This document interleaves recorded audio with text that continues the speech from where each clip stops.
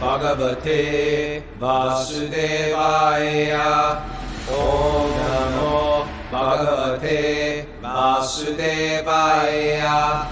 Om namo bhagavate vasudevaya.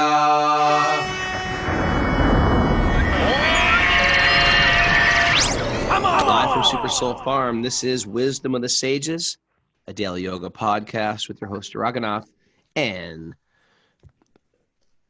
best friend and senior educator of the Bhakti Center, Kaustubha Prabhu, Kaustubha Das.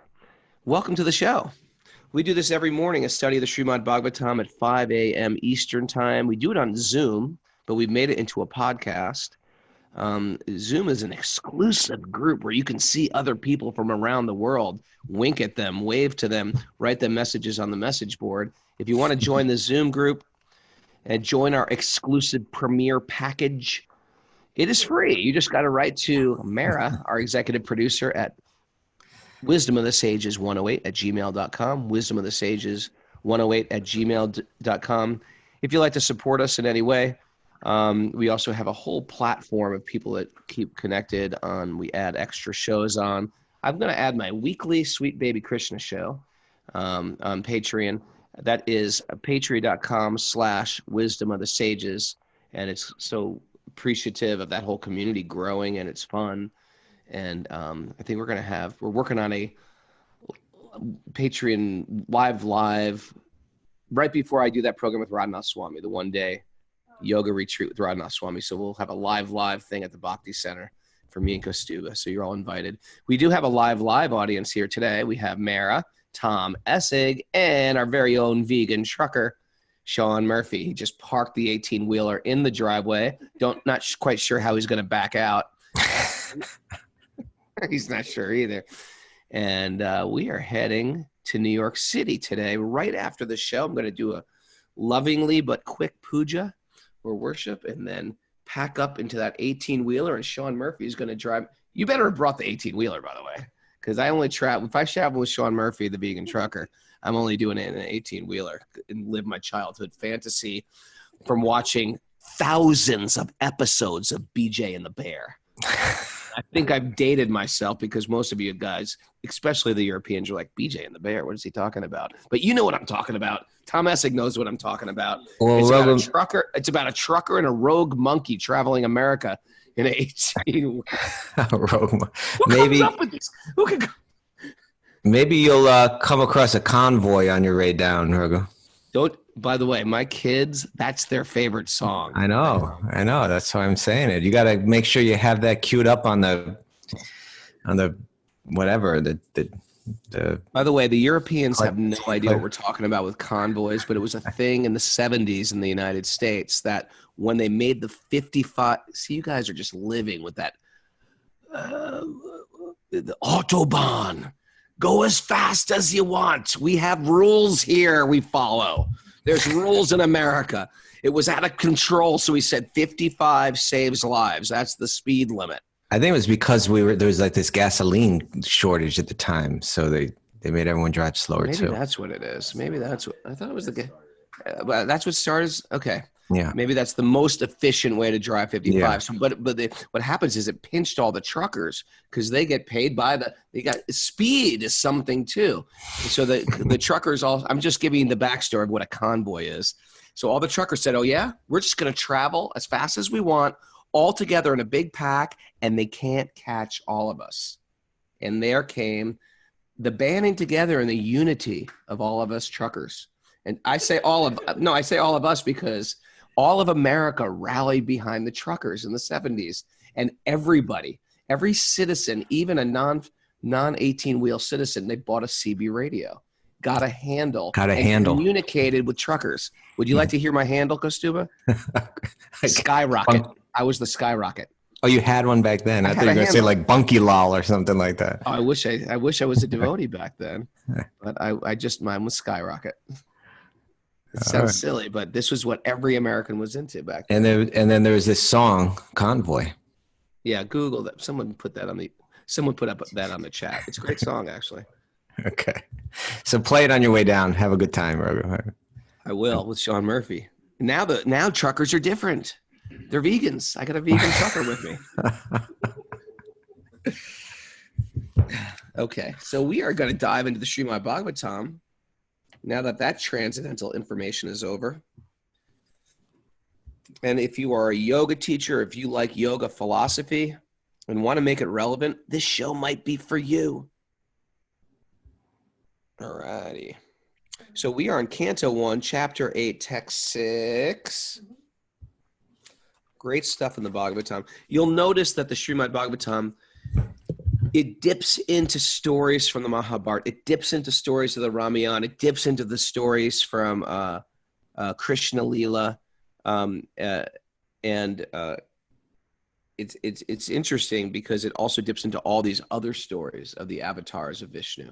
So you're really getting, it just peppers around these avatars of Vishnu.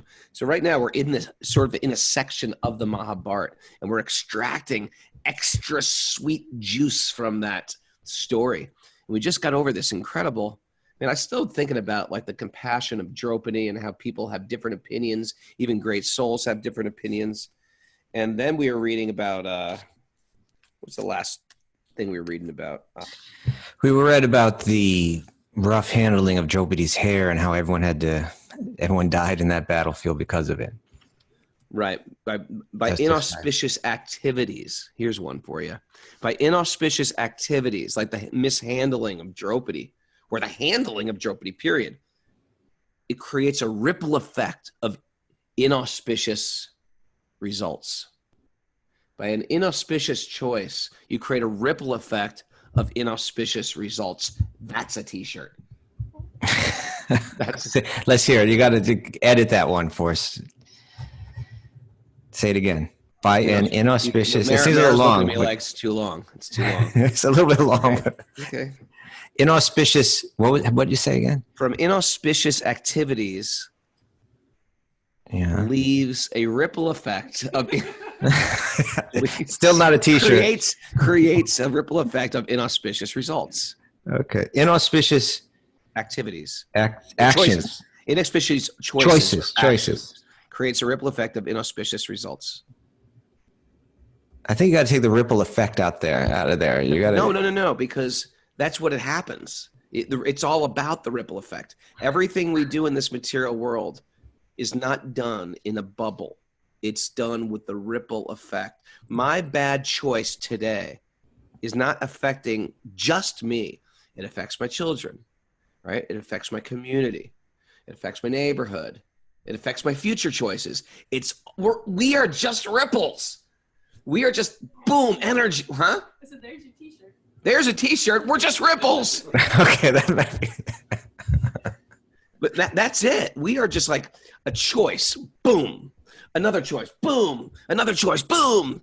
And it's affecting everybody around us. So that's the whole idea about changing the world and social justice and social activism. Be the social activist. Turn it all on yourself. Be the change. Oh my God. Be the change. But it really is. You're really focused in on your choices. All right. And today's choice is to choose my spiritual identity.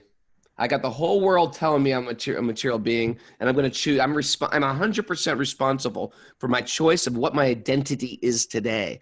And the whole world will constantly tell me, no, you are this, you are that, you are a thing, you are a career, you are a car, you are a property, you are a nation, you're a political party. I'm a spirit soul. I'm none of those things. I'm a spirit soul. That's my real identity. And that choice is going to affect all my other choices for the rest of the day. What do you think about that, Kaustubha? So we choose our identity, and we choose it.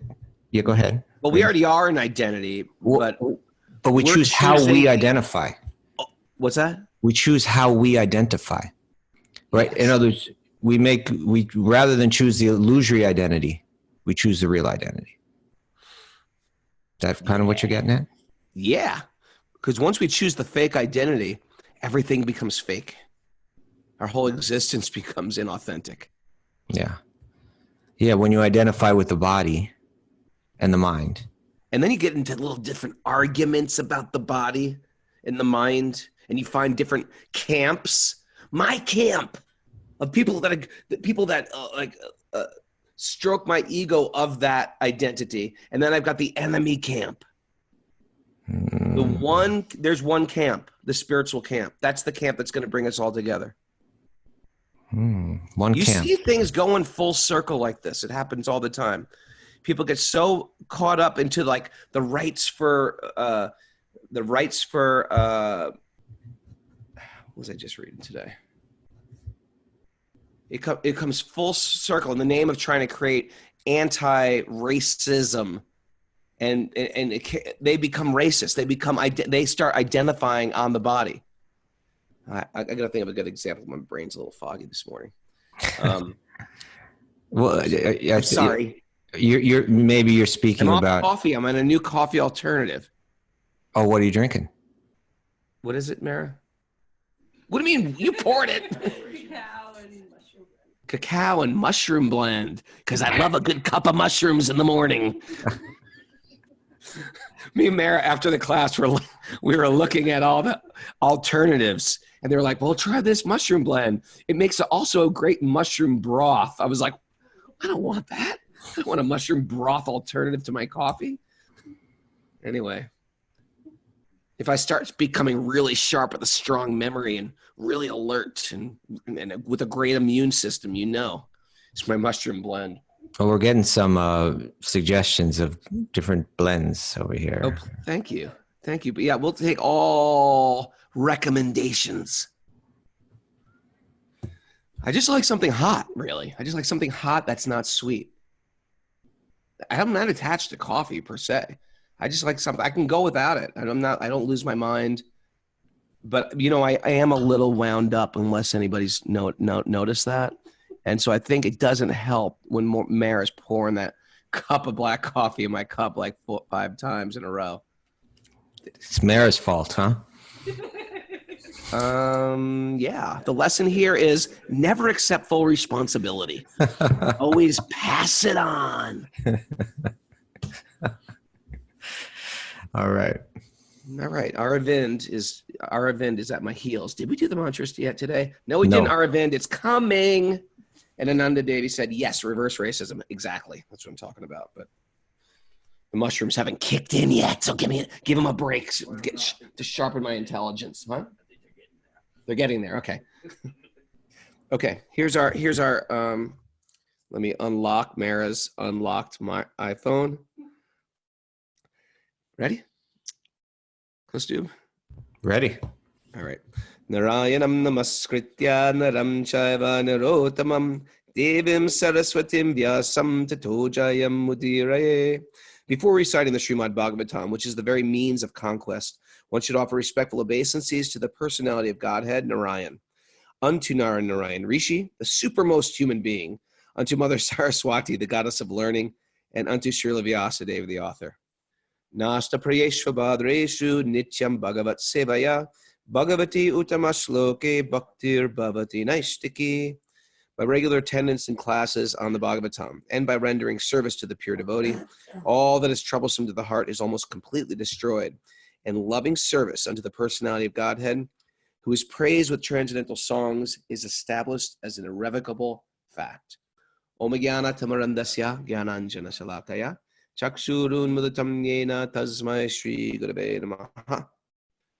I tell you, every day, the supermost human being thing pops out at me.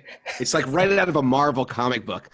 Narayan Rishi, the supermost. And you know what? I feel like I can't give a great answer on it. You know what I mean? I hate like doing things like, I want to know more about Narayan Rishi because they say that Krishna and Arjuna are an incarnation of Narayan Rishi. So it's Nara means man and Narayan means Narayan or Vishnu. So it's almost like a super, it's like the one, Wonder Twins, can I say that? Is that an offense? But they're like a combo that always appears together in different millennia. And so Narayan Rishi are Vyasadev's deities that he worships. And they're in the cave of Badrinath.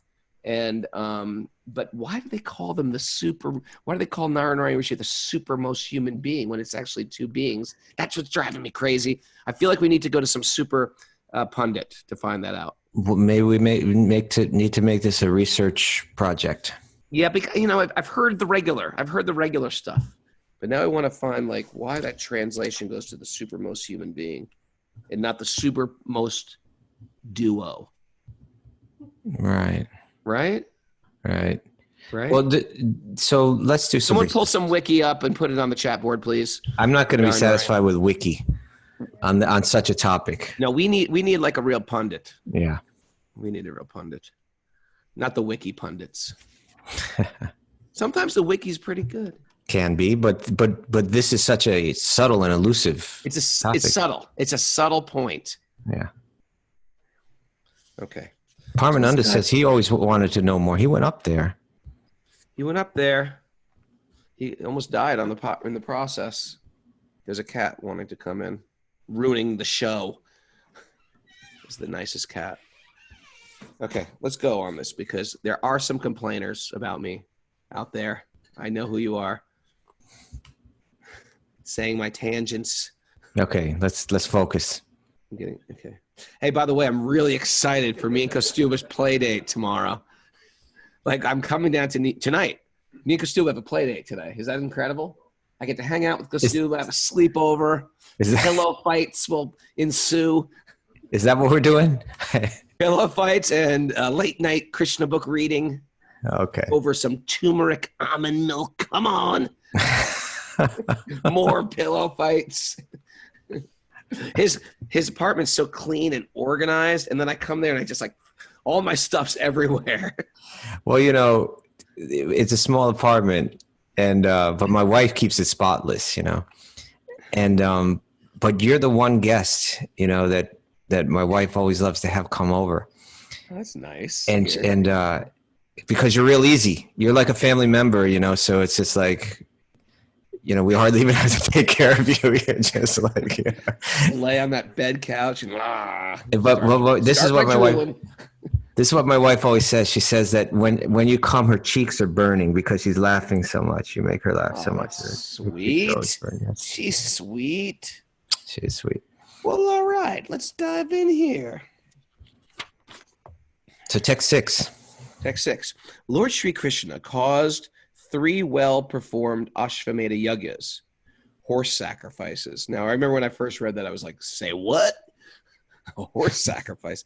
Let me finish the whole thing first. Lord Sri Krishna caused 3 well-performed Ashvamedha yajnas to be conducted by Maharaj Yudhisthira, and thus caused his virtuous fame to be glorified in all directions, like that of Indra, who had performed 100 such horse sacrifices.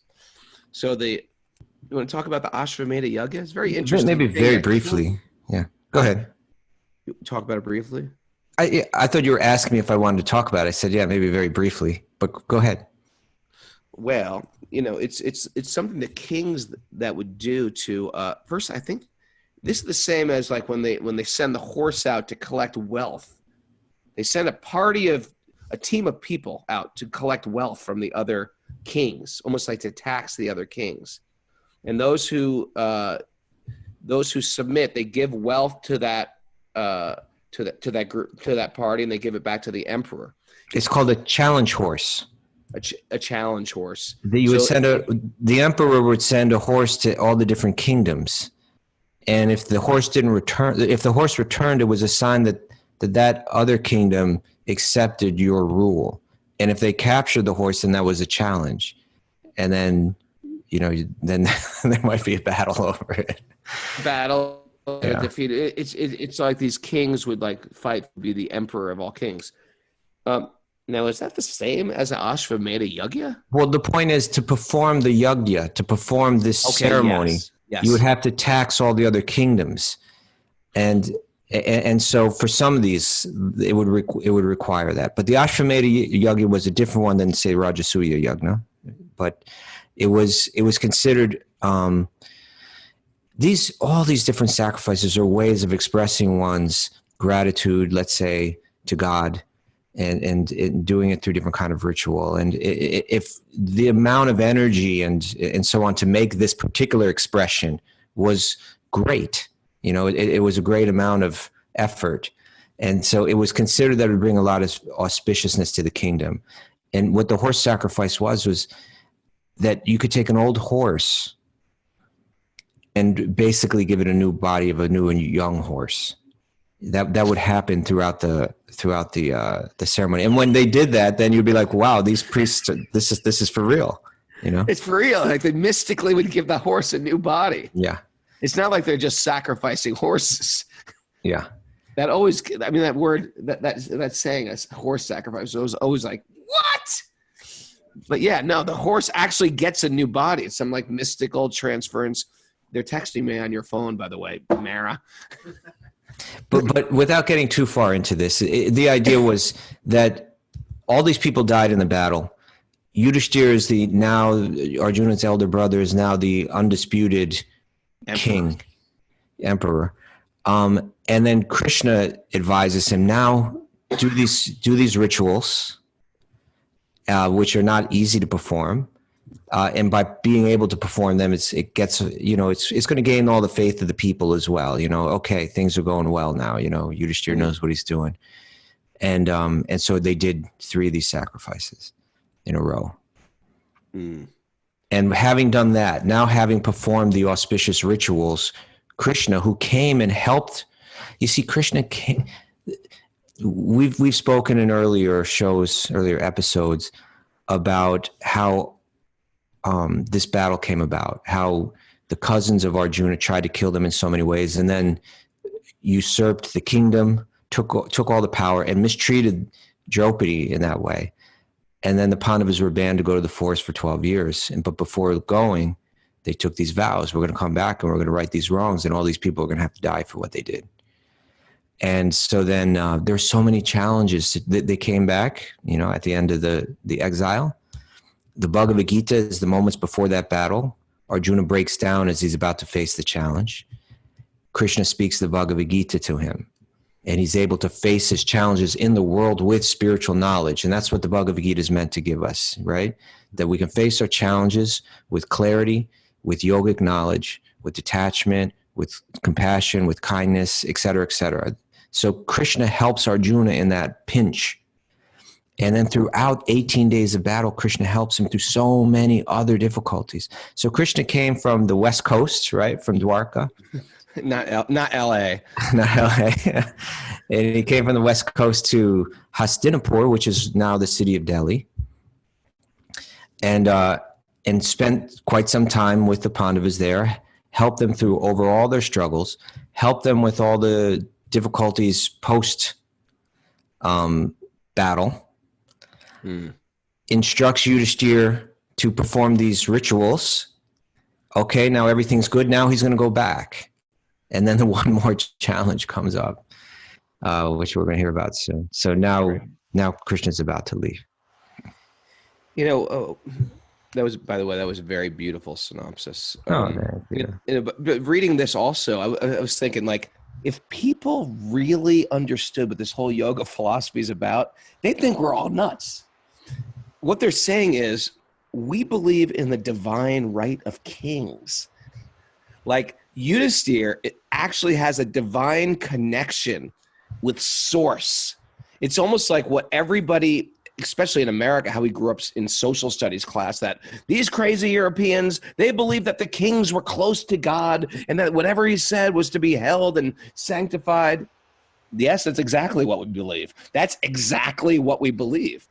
But it's not just because they were born in the seminal succession. It's because they were actually, by their activities, they were actually liberated souls. Maharaj was the perfect example. It's also great for us, especially living in culture, that it's not necessarily economic development that makes us whole and connected. And people think, well, if I only got this, if I could get to here. The goal isn't change my economic status. The goal is for liberation.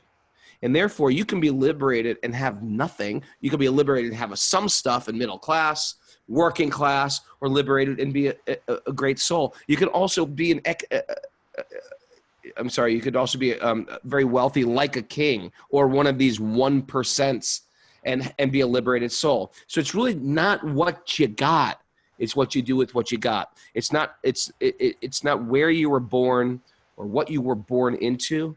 It's your consciousness behind it. Yudhisthira demonstrated, I'm a king, but what am I going to do with all that power, with all that wealth, with all that control, right? Because you could use power, wealth, and control to be a complete jerk. And we've seen that historically happen. And Yudhisthira is not like that. Okay.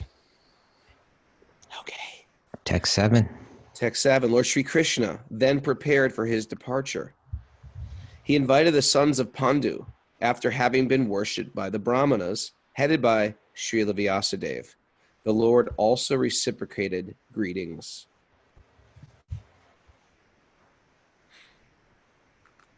Now, this is almost like one of those horror movies where you think like the evil person is like finally been taken care of, and then he comes back. You know, the purport makes an interesting point, if you don't mind. I'll just read that. Okay. Apparently, Lord Sri Krishna was a Kshatriya, which is like a warrior. At this point of his life, Krishna was a warrior. He was a king of an army or a prince, and was not worshipable by the Brahmanas. So the Brahmanas didn't worship the Kshatriyas, it was the other way around. The Brahmins, remember we were saying yesterday, they were the renunciates. They have nothing. They're the hermits. They're living in a little hovel or a little hut on the kingdom. They didn't have the wealth, but they were respected by the kings. So why now are all the Brahmins headed by Vyasadeva worshiping Krishna? The Lord reciprocated the greetings just to honor the social order that a Kshatriya is to be obedient. Wait a second. Apparently, Lord Krishna was a Kshatriya and was not worshipable by the Brahmanas, but the Brahmanas present there, headed by Vyasadeva, all knew him to be the personality of Godhead, and therefore they worshipped him. I think when Prabhupada uses the word apparently here, Yeah, it's a little different than the way that we use it, but I think he means he was appearing as one. Like he was playing the role of one in a sense. Okay. Yeah. You know, sometimes when we read the purports of Prabhupada also, it's one, he's from a particular culture and a particular time, and sometimes even the language, the English language used by a lot of Indians is like an older Victorian English. So sometimes it helps to have a little bit of the insight. As soon as he seated himself on the chariot to start for Dwarka, he saw Uttara hurrying toward him in fear. So Uttara is the wife of Arjuna's son, Arjuna's daughter-in-law. All the okay. Let's read the commentary here. Okay. All the members of the family of the Pandavas were completely dependent on the protection of the Lord, and therefore the Lord protected all of them in all circumstances. The Lord protects everyone, but one who depends completely upon him is especially looked after. The Lord protects everyone, but one who is... I looked up to try to be very prophetic, like I'm like speaking to a large audience and I lost my place. Oh, the Lord... It's a pretty small purport too. It's 3 sentences. Pretty small purport. That's pretty sad. The Lord protects everyone, but one who depends completely upon him is especially looked after by the Lord. The father is more attentive to the little son who is exclusively dependent on the father. That's a great analogy. So if you have a bunch of kids, but you have one who's very little, the bigger kids, you're sort of like, you're good. But one who's like completely in need, you give extra concern. So the Special mood attention. What's that, Prabhu? Special attention. Special attention. So that's our mood that we try to cultivate in Bhakti. I want to be specially dependent. I don't want to think, I got this. We don't think I got this in Bhakti. We think I don't got this by your mercy, by the mercy of the devotees. I like to think by my good karma, by my savviness, by my erudite scholarship, by my great insight, my financial. No, it's by the mercy of the Lord. We are completely dependent beings. That's why any opulence in this world that I do have, it could be good looks, it could be charm, it could be you could be financially savvy. When you start to take shelter of those, it makes you, it sort of makes you feel like I actually don't need Krishna. I've figured this all out on my own. So even if you've got stuff like Maharaj Yudhisthira does, he never loses this deep, deep affection and dependence on Krishna. And that's what we're trying to cultivate. And you cultivate it just by hearing the stories of how they behave towards Krishna. Like Vyasadeva himself is coming to Krishna and offering respect. Vyasadev's doing it. Vyasadev's offering respect to Krishna.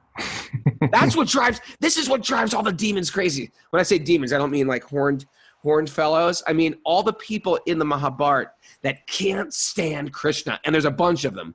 Shishupal, Jarasandha, Kamsa, they cannot stand Krishna because who is Krishna? He's a cowherd boy. He's a little cowherd boy. They're not sure who his parents are because he was born of Devaki and given to Yashoda. So he doesn't have like a good family lineage. He's sort of mysterious. In those cultures, it's all about like, who are your parents? Who are your grandparents? What is your caste? Krishna was like, what caste is he? And now he's a prince? And so all the Mahatmas, all the great souls, Bhishma, right? Yudhisthira, they're all seeing Krishna and they're falling in love. They love him, they worship him, they bow to him. But these other people are like, why are they giving this guy so much respect? And it's driving them insane. So we're trying to hear about those great souls and also try to pick up and follow their cue on who Krishna is. You know, this idea about dependence, you know, there is, and you were kind of like hitting on it, like Yudhishthira, he's the emperor. And the Pandavas are like 5 powerful warriors, you know. Draupadi had 5 powerful husbands, right? Super powerful husbands. But still, they were unable to protect her in her moment of need. Right. And they're like very powerful. They're like born out of communion with the gods. Yeah, they're like. And if you can't protect. Yeah. And so ultimately, what was her only protection? She had to raise her arms and call out to Govinda, to call out to Krishna, you know, right. when they were attempting to disrobe her.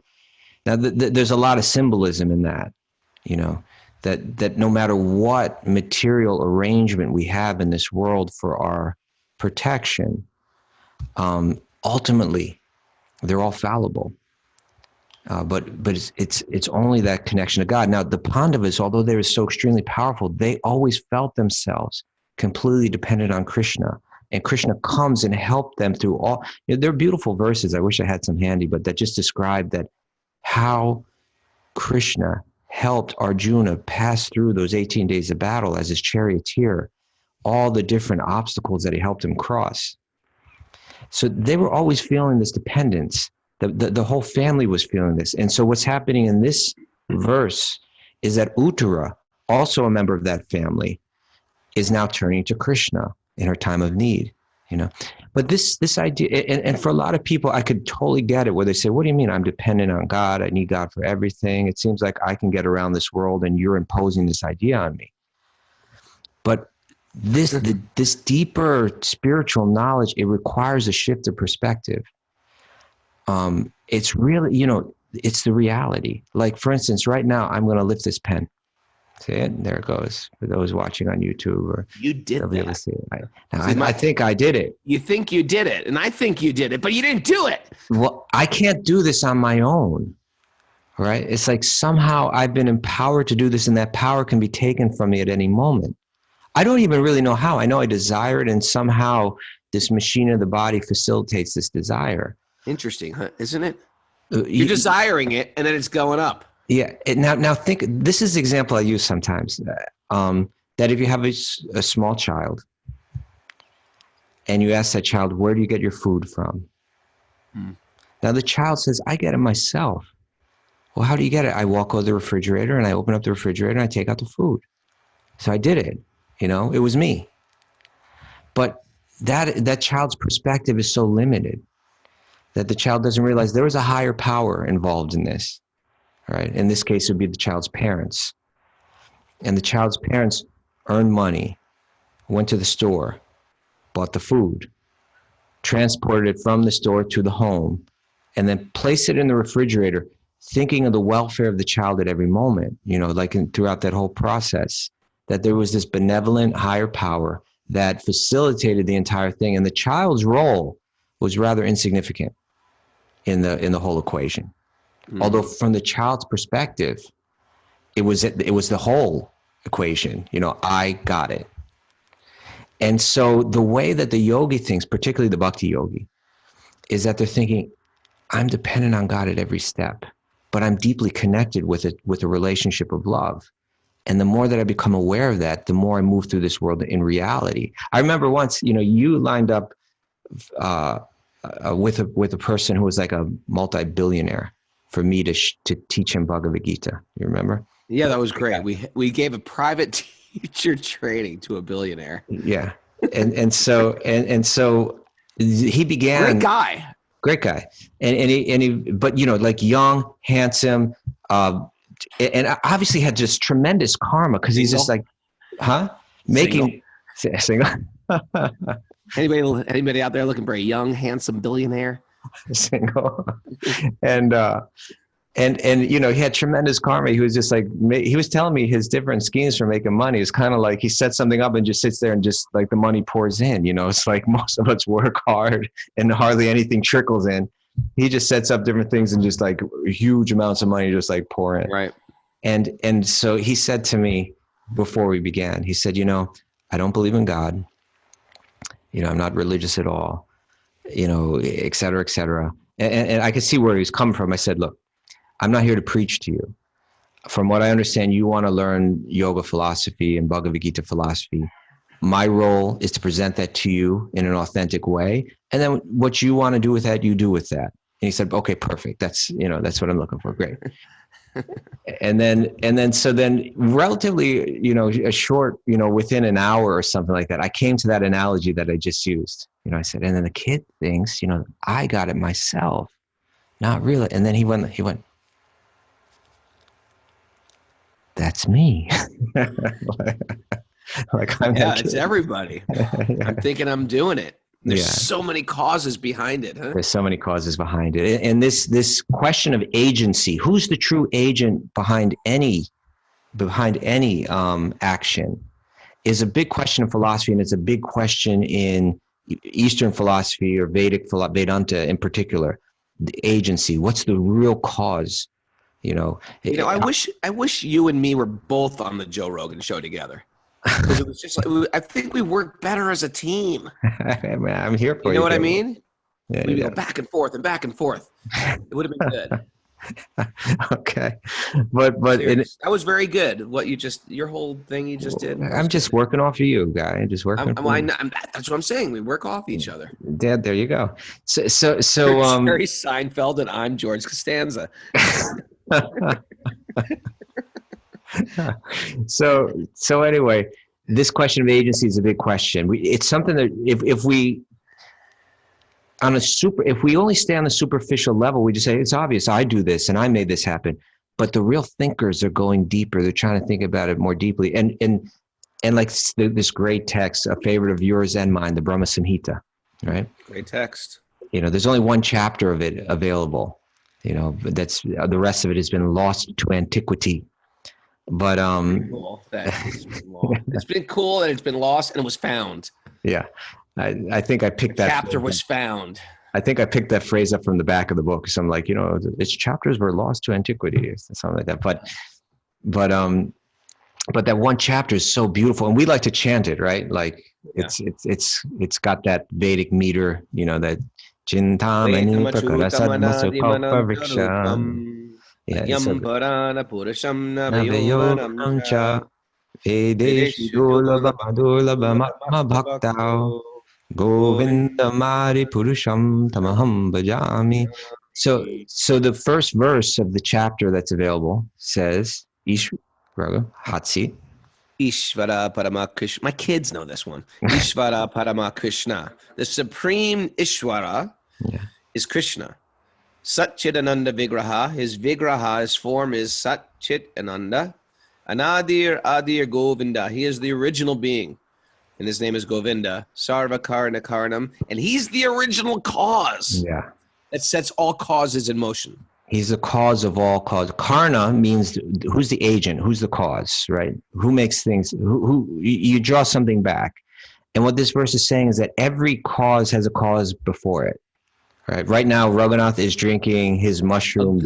A nice brew. warm cup of mushroom stew. Now, he's doing that because Mara brought him the mushroom brew, whatever you call it, right? Mara brought him the mushroom brew. There's a cause behind that, and there's a cause behind that, and there's a cause behind that. And you can keep, someone created What's the original cause of the mushroom brew? That's the question we all want to know here on the show. Ultimately, it's Govinda, right? Yeah, ultimately, it's Krishna. So in any case, there's a way of looking at this world a little bit more deep than just the superficial level that I'm making all this happen. And so therefore the devotees, the Bhakti-yogi, they're cultivating this idea that I'm dependent on God at every moment. And to go deeper into that within the Bhakti traditions, there's the 6 symptoms of surrender. You're familiar with this, Rabbi, yes? Let's do this. Yeah. Let's go here. Okay, so I pulled them up. The 6 divisions of surrender are acceptance of those things that are favorable for bhakti. Okay. The second one is... I'm throwing the example in there. Well, like say it's favorable for me to wake up early and become a zoomer and tune into wisdom of the sages. Like I need to hear Bhagavatam every day. I accept it. If that's good, I'm going to accept it. Hitting snooze repeatedly, making French toast and sausage. These are not good for bhakti. Well, that's the next one. The rejection of unfavorable things. Okay. So these are the first 2. If I'm surrendering my life to God, and hey, a lot of people, oh yeah, I'm into bhakti and I've given my life to God. Well, have you? This is going to help us determine if we really do that. Are you accepting whatever's favorable? Are you rejecting what's unfavorable? Then the conviction that Krishna will give protection. And this is one of the reasons why I brought this up right here. The Pandavas always felt Krishna will protect me. All right, Krishna will protect me. Sure. That's the mood. There's the coronavirus. There's the this. There's the that. This is that. The devotees saying Krishna will protect. Even if I get it, Krishna will protect me. Right. There's that. By the way, this is like an important point too. That just because it says Krishna does protect the bhakta, the dependent bhakta, but we shouldn't see it. And sometimes there's stories where miracles happen. And a lot of times if you grew up Christian, there's always like, you just got to pray and, Jesus will save you from all. Well, actually, sometimes you still die. But what happens is Krishna enters your heart. Just like the story in the Ramayana of Jatayu, he was the bird and he fought on behalf of Ram when Sita was getting kidnapped. And he knew he was going to die because he couldn't beat Ram. He couldn't beat Ravana. And Ravana finally killed him, cut off his wings, cut off his feet. But when Ram saw him, did I tell the story the other day? When Ram saw him, he picked up Jatayu and embraced him. And Jatayu said, I'm so dependent. I failed you. I wanted to save Sita, and I failed you. And Ram said, no, you are perfect. And he died in Rama's arms. So the bhakta still might lose the body, but we die in Ram's arms, or we die in Krishna's arms. And Krishna enters our heart.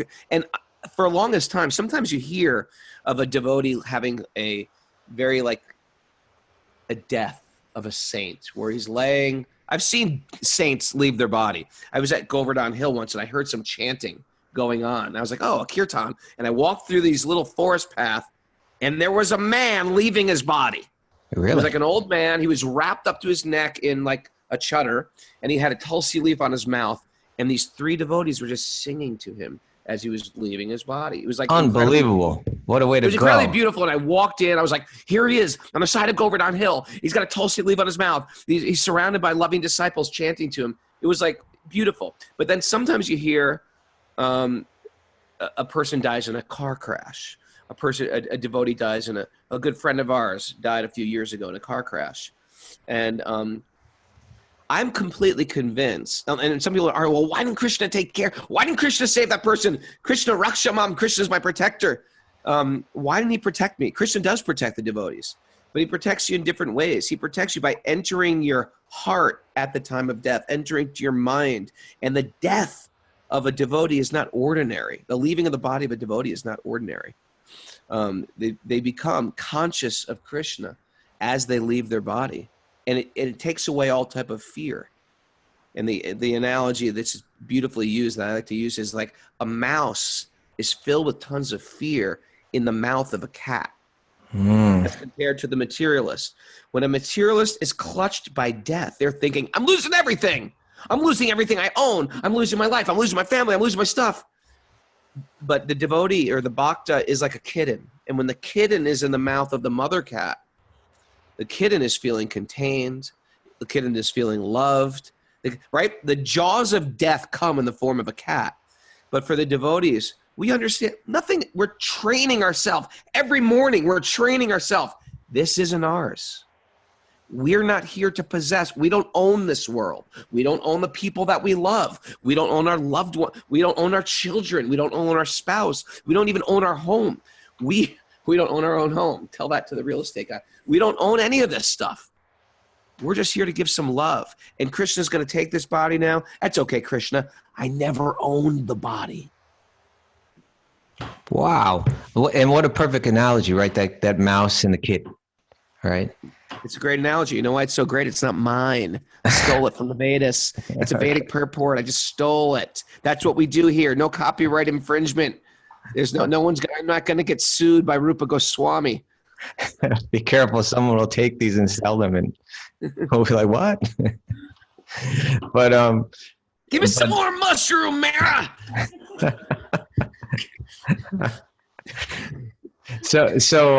But that is such a great thing. In other words, that devotee is feeling Krishna is my protector at all times. And with that, they become fearless. And even in the jaws of death, right? Even at the time of death, we've seen devotees face death, with such clarity, with fearlessly, joyously.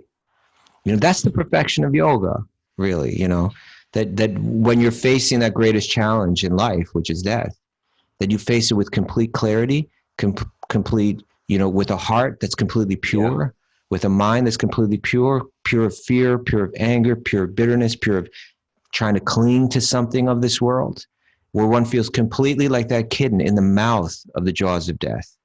But like, I'm totally protected in this situation. I'm actually quite joyous in the situation. Such a good analogy, isn't it? It's that great. Kitten analogy. Yeah, it's great. Who are we going to be when we die? Are we going to be are we going to be the mouse, terrified? We're going to be the kitten, feeling completely at ease. If you could just enter into the mind of what a mouse must feel like, and then enter into the mind of a kitten. Like, the kitten feels, this is great. Yeah, I've got my neck, in the jaws of, of the cat. Yeah, it's beautiful. Let's go on. This is so sweet. Okay, well, so we're working through the six divisions of surrender. Oh, I'm sorry. Yeah. So the first one. So the first one is acceptance. Acceptance of all things favorable. Yeah. Second one was the rejection of unfavorable things. Where's Lindsay Scott? She hasn't been around in a while. Yeah, where's Lindsay? Good point. Where's our scribe? You know what? This podcast has made the Zoomers lazy. That's what I've noticed. Okay. So there's acceptance of those things favorable. There's the rejection of unfavorable things. There's the conviction that Krishna will give protection. Now, how this one's, they're phrased in different ways. So the translation that I just pulled up, the acceptance of the Lord as one's guardian and master. A little bit similar, but I'm not sure. I got to look at some other translations that find the distinction. I think Bhaktivinoda Thakur wrote on depth in this. Maybe we should do a little research there too. You want to come back to it? Not now, but like maybe in the future. Okay. Then the fifth one is called full surrender. Full surrender. And then the last one is called humility. Right. So these require some commentary. I know that these six symptoms in the Sri Sampradaya, in the Ramanuja Sampradaya. If you're unfamiliar with that, that's a different lineage. A beautiful bhakti lineage, coming out of South India, headed up by super great, brilliant saint and philosopher Ramanuja. Right. So in that tradition, this is called prapati. They call it prapati. but it's the same 6 symptoms, and it's a kind of a central part of their theology. But in any case, here we see that the Pandavas, who materially were so powerful, all of them felt the sense that our protection, our well-being, always lies in the hands of Krishna. And so therefore, it seemed like that the Pandavas had passed through this test where they had dealt with Ashvatthama, who tried to set off this Brahmastra weapon. He had just killed their 5 sons. Right. And now everything was settled. They did their rites. Krishna was ready to leave. And at that moment, Uttara is coming running to Krishna. I need your protection. Because Ashvatthama, and this will be revealed tomorrow, Ashvatthama had returned. Right. Again, like in a horror movie, like where you think that like the murderer has finally been like killed. Right. Then he comes back. Ashvatthama comes back. He comes back. I guess with half a mustache and like his hair all messed up, and he's really like. Now he's furious. He's really furious. My mustache. I'll show you. Yeah, and so what he does is Why didn't you shave his whole head? Big deal. What's the big deal about getting half your mustache cut off? He was humiliated.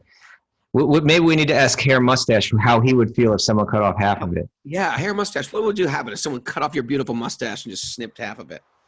Just shave the other half. Big deal. And get over it.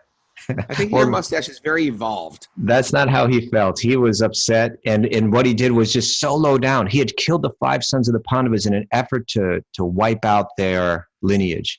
And now he's come back and he's trying to wipe out Maharaj Parikshit, who's in the womb of Uttara. And so, again, the reason why we're hearing this is because he becomes the person who Bhagavatam is spoken to. He's the one that asks the questions to Shukadeva Goswami. So tomorrow we'll come back and we'll hear about Uttara coming and taking the protection. And you know what we can talk about tomorrow, Raghunath? Yeah. The Paramatma, God within the heart. Because it's God within the heart. It's this Paramatma that protects.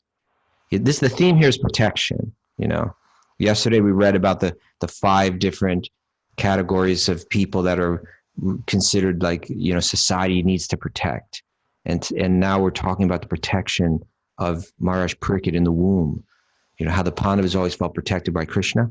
And Maharaj Parikshit, he's in the womb, and this kind of mystic weapon is coming at him.